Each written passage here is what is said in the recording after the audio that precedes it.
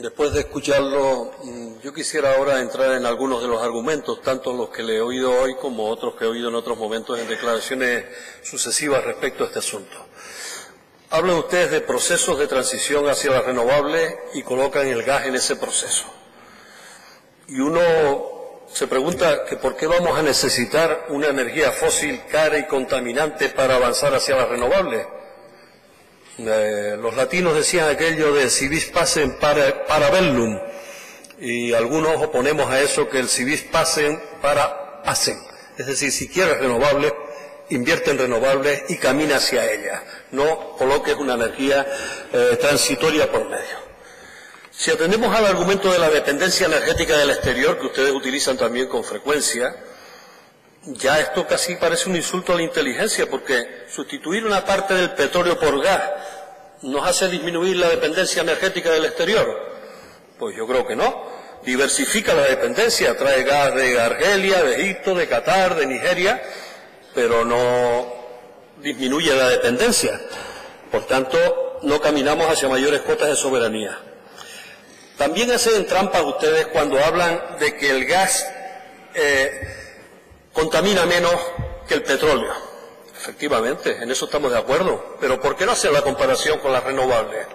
Nunca hacen la comparación con las renovables cuando hablan hacia la sociedad canaria. Por tanto, están utilizando un argumento engañoso. Y usted lo sabe perfectamente. Es decir, y usted sabe que el gas produce desde el origen, a través del fracking, cuando se obtiene en muchos casos, pues más emisiones a la atmósfera, y en todo el proceso, y el gas es natural es en su mayor parte metano, ¿no? Y a igualdad de volumen tiene una capacidad de entre 50 y 90 veces mayor que el CO2 de provocar el calentamiento global y el efecto invernadero, demostrado científicamente. El gas es un hidrocarburo, necesita quemarse. Las renovables en la fabricación producirán lógicamente todos los aparatos que se utilizan, pero en la producción no hacen CO2. Por tanto, no contaminan, son gratis, las tenemos en Canarias. ¿Por qué siguen empeñados entonces en el gas? Siguen empeñados, desde mi perspectiva, porque ustedes tienen que justificar una infraestructura innecesaria que fue el puerto de Granadilla, y eso lo ha dicho no hace mucho tiempo el señor Alonso, presidente del Cabildo de Tenerife. ¿Qué vamos a hacer si no con el puerto de Granadilla? La tienen que justificar. Y además, a esa infraestructura innecesaria le añade otra infraestructura, que son los casi 3.000 kilómetros de gasificación en las islas, de tuberías para gasificar. Por tanto, ustedes tienen seguro que en caso de pérdida, o incluso en caso de funcionamiento cero, y lo tiene clarísimo Redesi, tienen garantizada su inversión mediante los peajes. Y de los peajes voy a hablarles. El peaje es la tarifa de acceso en el precio que tenemos que pagar los consumidores por el transporte y la distribución de la energía, en este caso también en el gas por la canalización. Hay una ley del 18 de 2014 que garantiza que las pérdidas del sistema gasista se pasan a los peajes, es decir, a la factura de los consumidores. Y el BOE del 27 de diciembre al que antes hacía alusión, en la orden ministerial 1283 de 2017 del 22 de diciembre, dice, entre otras cosas, no usa eufemismos como ustedes suelen usar o la gente de Redesi, y llama claramente retribución a las regasificadoras, gases licuados del petróleo, hidrocarburos gaseosos, así los llama, no utiliza eso de aires propanados y otro tipo de cuestiones que también son perfectamente utilizables, y ¿sabe lo que dice el boletín ese? Que durante 2018 abonaremos en las facturas en general, en el Estado español, en conceptos de peaje, 338 millones. ¿A dónde van a parar? A cuotas que hay que pagar porque en el Musel en Gijón hay una regasificadora que se construyó y está paralizada porque la población se opuso a que tuviera una regasificadora a sus alrededores, o porque nunca funcionaron los depósitos de Castor frente a Tarragona, o porque las regasificadoras de Cartagena o de Huelva también están paralizadas, o porque Gas Natural Fenosa perdió contra la empresa argelina Sonatras en París pues un juicio, y también entra dentro de los peajes para tener lo que pagar los consumidores. Pero yo quisiera hoy hablar de modelo, porque es que de modelo se habla poco. Y cuando en Canarias hemos tenido luchas contra las infraestructuras, como por ejemplo las torres de Vilaflor, los tendidos, o cuando los nateros, o las caletillas, o alta tensión Fuerteventura-Lanzarote, pues ustedes estaban tranquilos, y en general yo creo que las eléctricas estaban tranquilas también. ¿Saben por qué? Porque nunca cuestionábamos el modelo, estábamos solo hablando de infraestructura. No le hacíamos ni un rayoncito en la chapa del modelo. Por tanto, hoy sí quiero hablar de modelos. Ustedes están potenciando con el gas, como el modelo que tienen actualmente en Canarias, que tenemos actualmente en Canarias, un modelo de generación concentrada. Y aunque nos llenaran la isla y las islas todas de aerogeneradores y de placas fotovoltaicas, seguiríamos estando en el modelo de generación concentrada. ¿Qué quiere decir eso? Propiedad de instrumentos monopolísticos totalmente, de empresas que tienen el monopolio de la generación del gas y de la electricidad en general.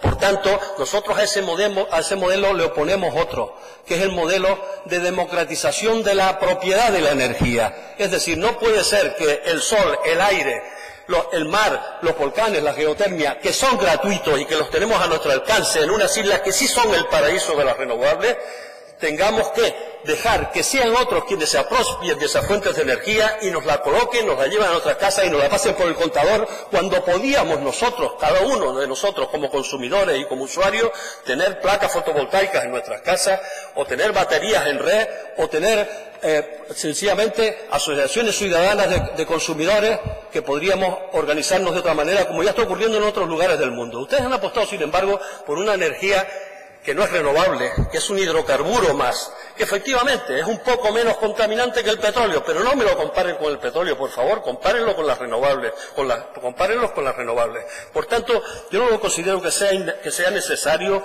en este proceso de transición.